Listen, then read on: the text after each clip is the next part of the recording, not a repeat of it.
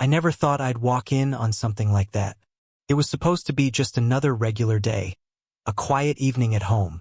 But what I witnessed that night changed everything.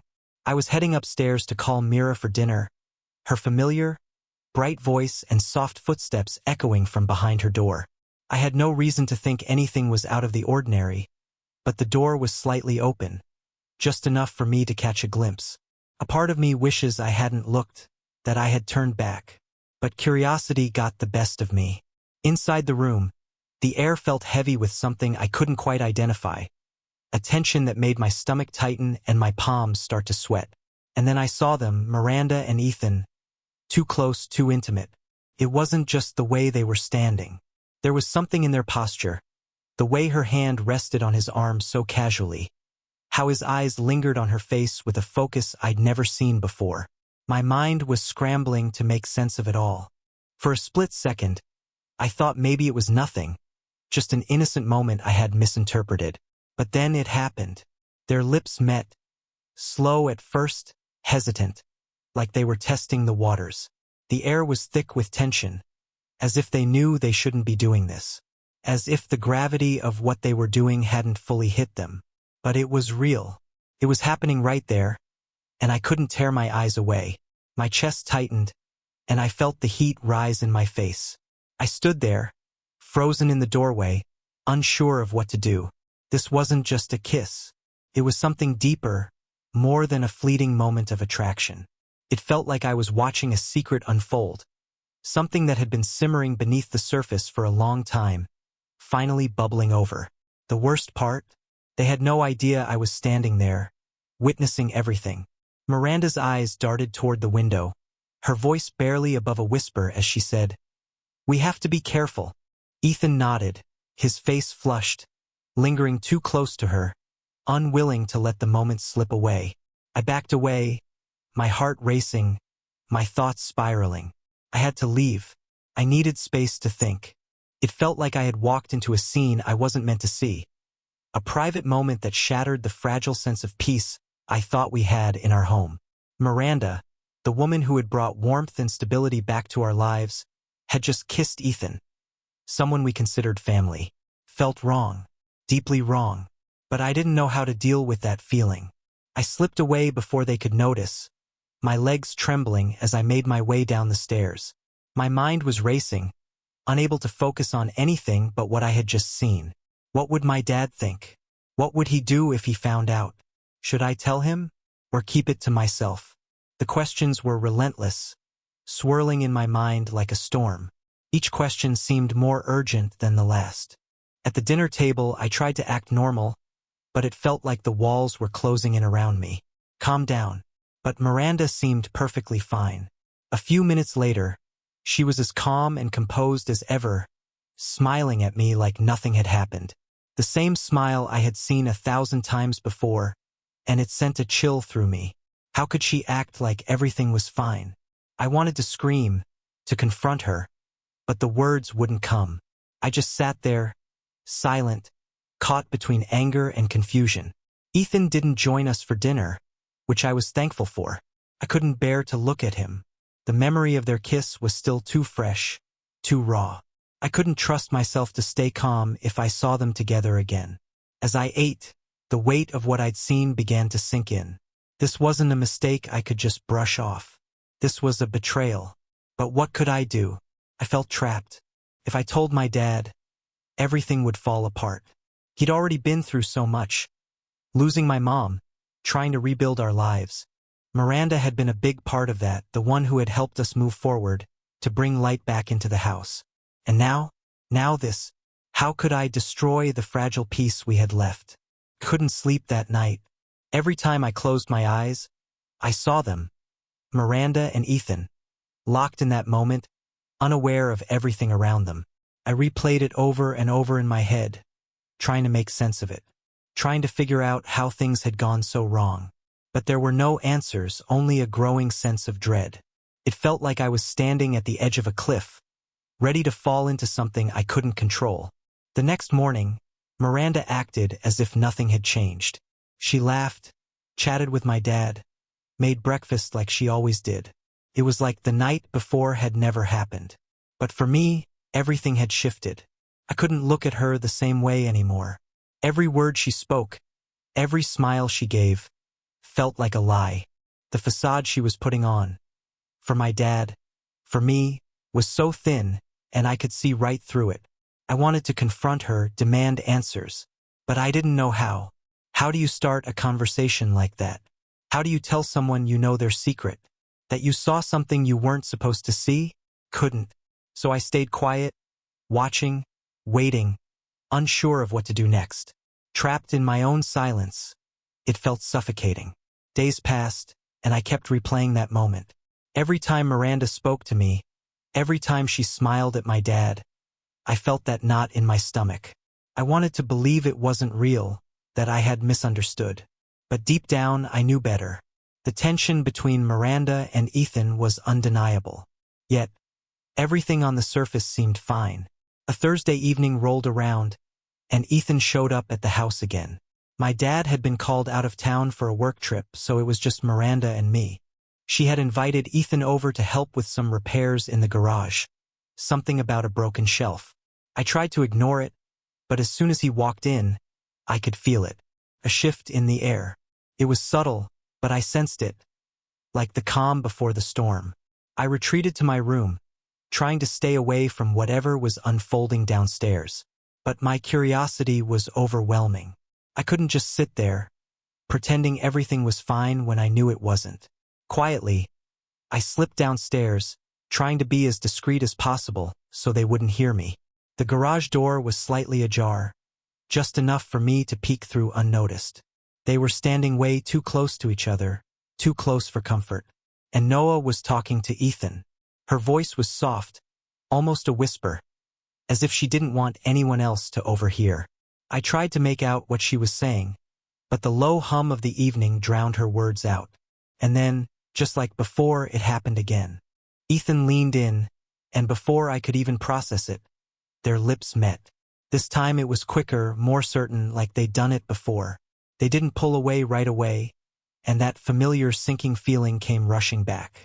I stepped away from the door, my heart hammering in my chest, struggling to understand what I had just seen. How could they do this right in front of me? Why were they risking everything? I retreated to the stairs and sat down, my head in my hands. I didn't want to be there anymore. I didn't want to know what else was going on. It felt like I was stuck in a nightmare, and no matter how hard I tried, I couldn't wake up. I wanted to confront them, stop this before it got worse, but I didn't know how to even begin. A few minutes later, I heard them laughing downstairs. It was casual, like nothing had happened. I quickly stood up, hoping to get to my room before they came out of the garage. I didn't want them to realize I'd been listening. But just as I turned to leave, the door opened, and there they were. Our eyes met for a split second, long enough for me to see that she knew. She knew I'd seen it, but she didn't say a word. Instead, she smiled, as if everything was perfectly fine. "Hey, we're going to order dinner. Want to join us?" she asked, her voice light, like it was just any other evening. I shook my head, mumbling something about not being hungry, and hurried upstairs. I couldn't trust myself to be in the same room with them after what I had just witnessed. Back in my room, I tried to gather my thoughts. What was I supposed to do now? I had seen them kiss twice, and each time it felt like the ground beneath me was slipping away. This wasn't a mistake. This was something bigger, something dangerous. And I was the only one who knew. The weight of that truth pressed on me, and I felt completely alone. I could hear them downstairs, talking and laughing like nothing was wrong, and it made me sick to my stomach. How could they do this? She was supposed to be the one holding our family together, helping Dad after Mom passed. And now this. I didn't know who to trust anymore. Hours passed, and the house eventually grew quiet. I lay in bed, staring at the ceiling, my mind spinning. I considered telling Dad everything, but the thought of it made me hesitate. How would that even look? How could I tell him that his wife, the woman he trusted, was betraying him? And with Ethan, no less, someone he considered part of the family. The more I thought about it, the more complicated it seemed. I was torn between wanting to protect my dad and the fear of what telling him might do. I wasn't ready for that. Not yet. But how much longer could I keep quiet? As I lay there, I heard footsteps outside my room. The door creaked open, and I saw a sliver of light from the hallway. It was her. She stood there for a moment, as if deciding whether or not to come in. My heart raced, and my mind spun with possibilities. But then, without saying anything, she turned and walked away, leaving me alone with my thoughts. I stared at the door long after she left, trying to figure out what her silence meant. Did she know I was about to tell someone? Or was she as lost in this mess as I was? I had no answers, just more questions, and time was running out to figure it all out. After that night, things in the house started to shift. At first, it wasn't obvious. There was just this underlying tension, something you could feel but not see. It was like a current running beneath the surface, ready to break. And Ethan acted like nothing had happened, like they hadn't crossed a line. But I knew better. Every time they were in the same room, I felt that same tightness in my chest, that same discomfort. One weekend, Dad suggested we take a trip to the family cabin. It was a small, cozy place deep in the woods by a lake, where we used to go all the time when I was younger, back when things were simpler, before everything got so complicated. I wasn't exactly excited about the trip, but Dad seemed to be looking forward to it. Maybe he thought it would be a chance for us to reconnect, to escape the stress that had been hanging over us at home. The drive up was long and silent. Dad tried to make conversation, but it felt forced. Noah sat in the passenger seat, staring out the window, her face unreadable. I sat in the back, pretending to sleep, though my mind was racing the whole time. I couldn't stop thinking about Ethan, about the way Noah had kissed him, and about the secret between them, growing like a shadow. I had this nagging feeling that something was about to happen. When we finally arrived at the cabin, the air was cool and crisp, and the scent of pine filled my lungs. The cabin itself hadn't changed much over the years. It was still small and rustic, with wooden beams and a stone fireplace. The kind of place that made you feel like you were stepping back in time. Dad unloaded the car while Noah wandered down to the lake, her figure small against the vastness of the water. I watched her from the porch, a strange sense of unease settling over me. I couldn't tell if it was the cabin, the isolation, or the weight of everything I knew but hadn't said. Either way, I felt like I was on the edge of something, like the ground beneath me was about to give way. That evening, after we settled in and had dinner, Dad suggested we all sit by the fireplace, just like we used to do every year. I nodded, though her smile didn't quite reach her eyes. I tried to go with the flow, but deep down I couldn't shake the feeling that none of this was real. We sat there, the fire crackling softly in the hearth, but the silence between us felt suffocating, like it was pressing down on me. My dad kept looking at Noah, like she was the only thing keeping him from falling apart, and every time his gaze lingered on her, my stomach twisted. At some point, my dad got a call from work. He sighed, clearly annoyed, but stepped outside to take it. As soon as he was gone, the air in the room shifted. I could feel Noah's eyes on me, and when I glanced up, I saw it. This invisible tension hanging between us, thick and undeniable. She wasn't smiling now.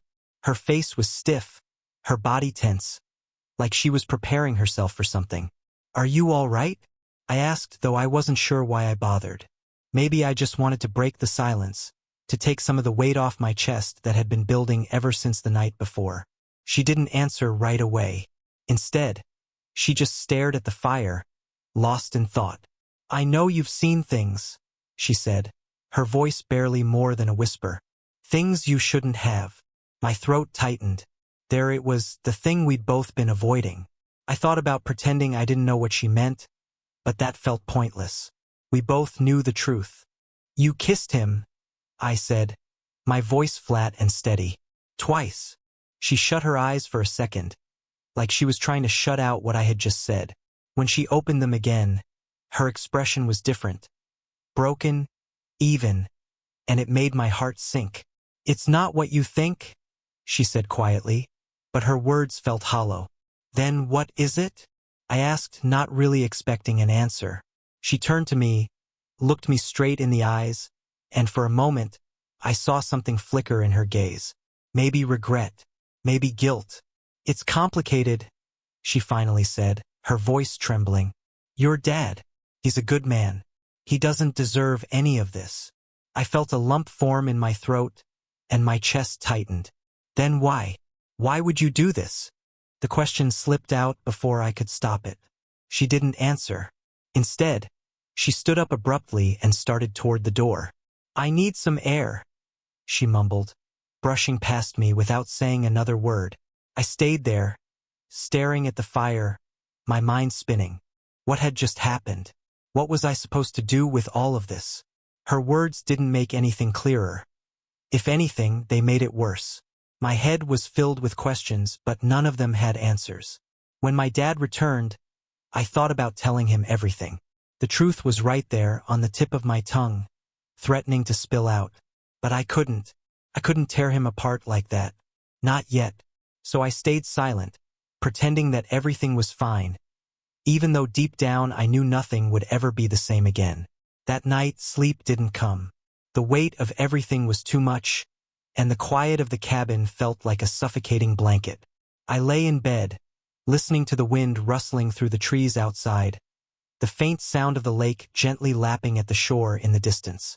Noah was out there, alone with her thoughts, and I was left alone with mine, the questions circling endlessly, unanswered.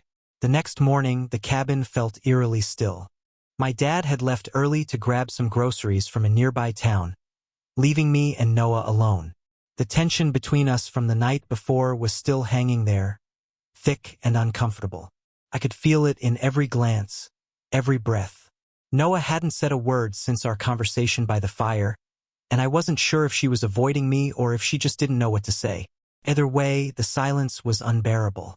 I decided to step outside for a bit, hoping the fresh air would help clear my mind. The lake was calm, its surface smooth like glass, reflecting the trees and the sky above. I walked along the shoreline, the cold morning air sharp against my skin. Felt good, almost like a release. It gave me something to focus on other than the tangled mess in my head.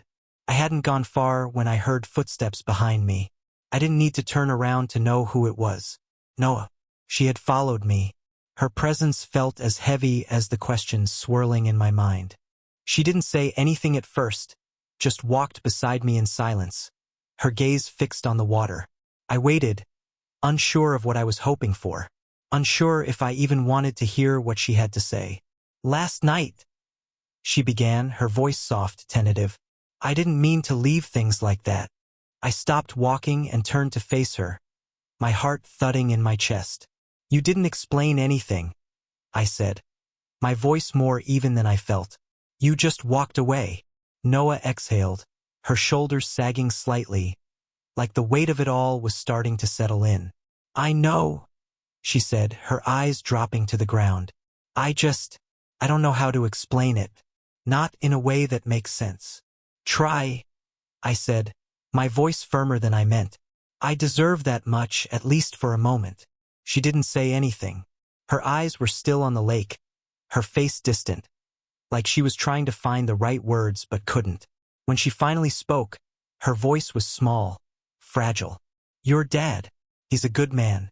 He's done everything for me, for you, and I care about him. I really do.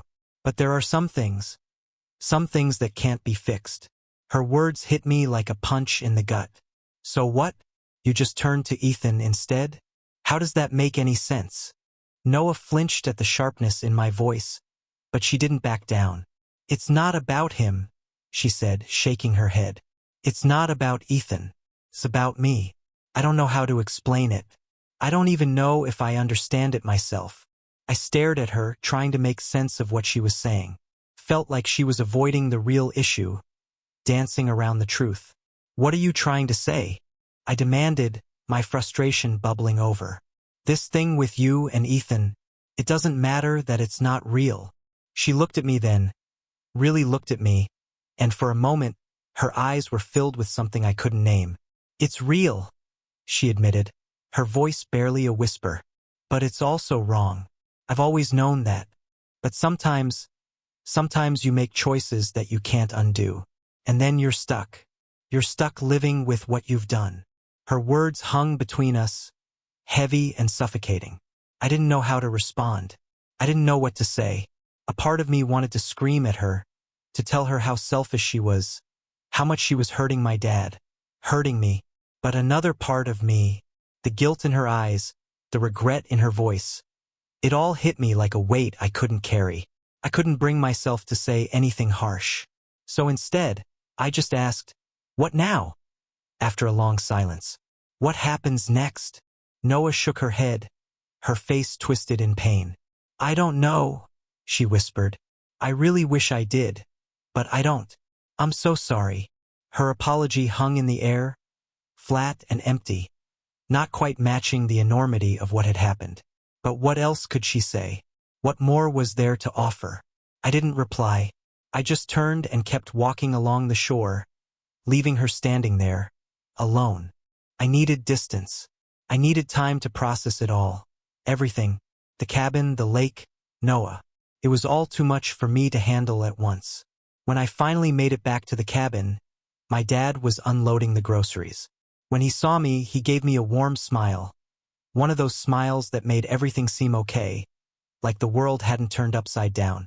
I forced a smile back, but it didn't feel right. It felt like something inside me had shifted, like I was playing a part in some twisted version of reality.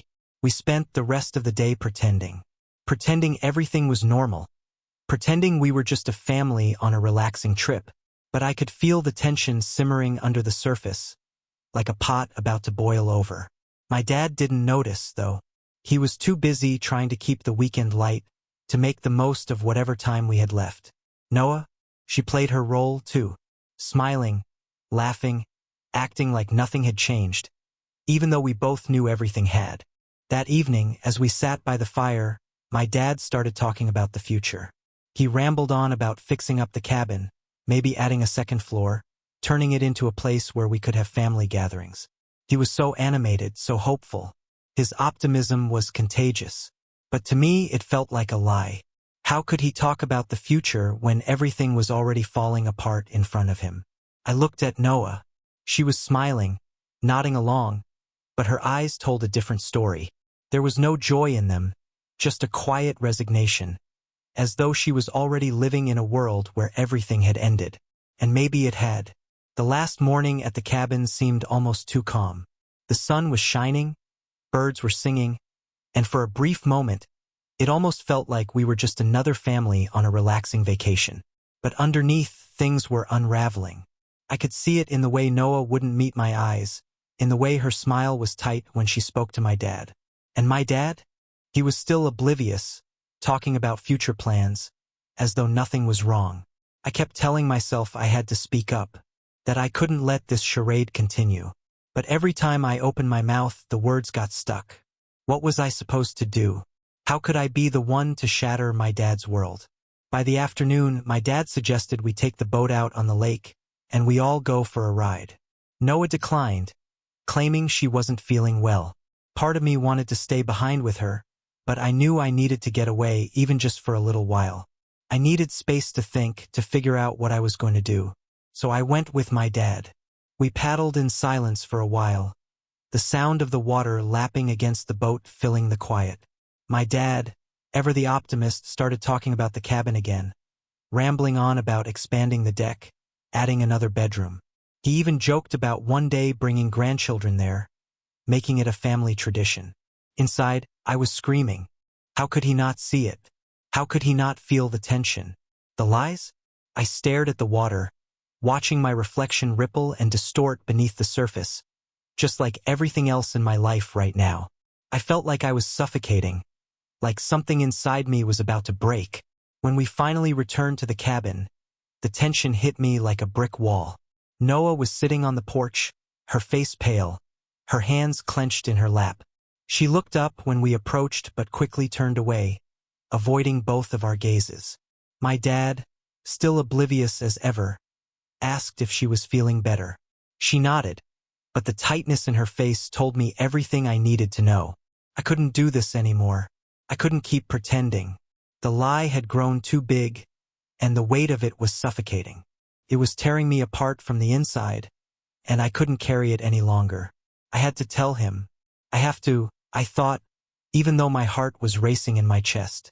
"Dad," I said, my voice steady despite the pounding in my ears. "There's something I need to talk to you about." He looked at me, surprised by the seriousness in my tone. But before he could ask, I saw Noah freeze. Her eyes went wide, her hand tightening around the armrest of her chair, knuckles turning white. The silence between us stretched out, thick and heavy, like something was about to snap.